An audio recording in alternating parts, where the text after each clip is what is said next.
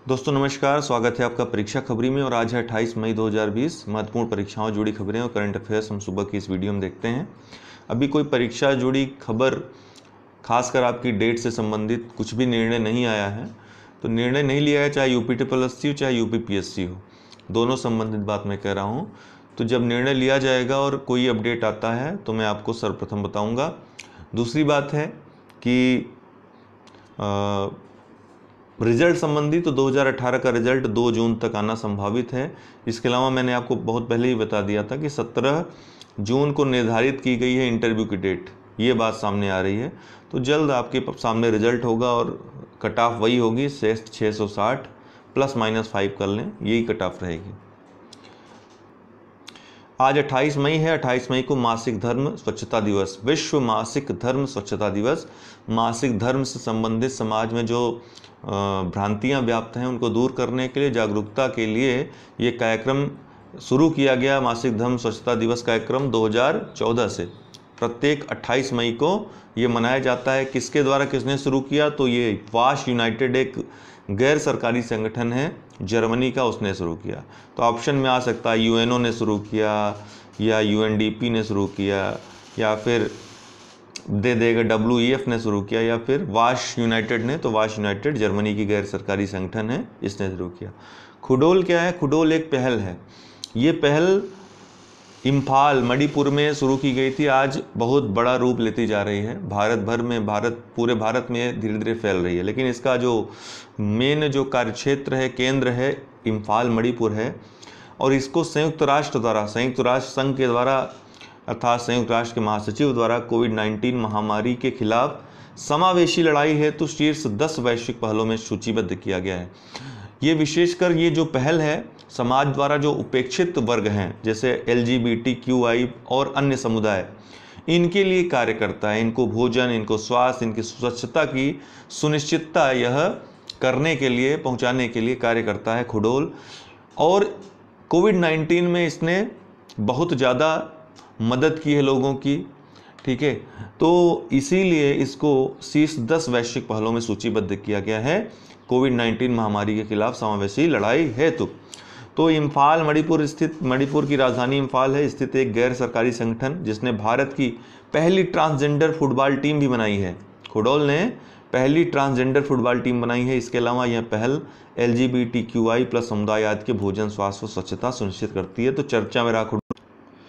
अगला जो चर्चा में है चंबा शहर। चंबा शहर, चंबा घाटी जो भी कह लीजिए, चंबा शहर है एक ऐतिहासिक और धार्मिक स्थल भी माना जाता है इसको, महत्वपूर्ण।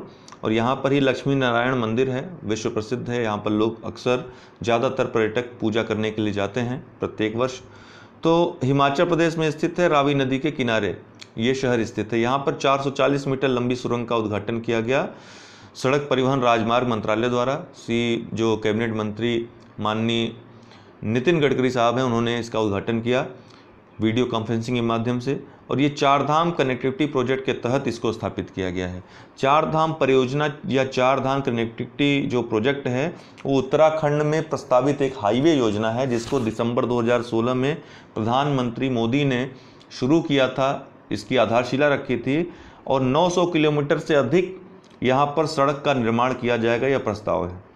इसी के तहत चार धाम जो तीर्थ स्थल हैं उत्तराखंड के, उनको एक्सप्रेस वे राष्ट्रीय राजमार्गों से जोड़ा जाएगा, ताकि ऑल वेदर रोड परियोजना के तहत इसको के लक्ष्य को पूरा किया जाए। ऑल वेदर रोड परियोजना मतलब कि किसी भी समय, किसी भी मौसम में लोग आ जा सके वहाँ पर पर्यटन के उद्देश्य से, जो कई मौसमों में ये मार्ग बंद हो जाते हैं इन तक पहुँचने के।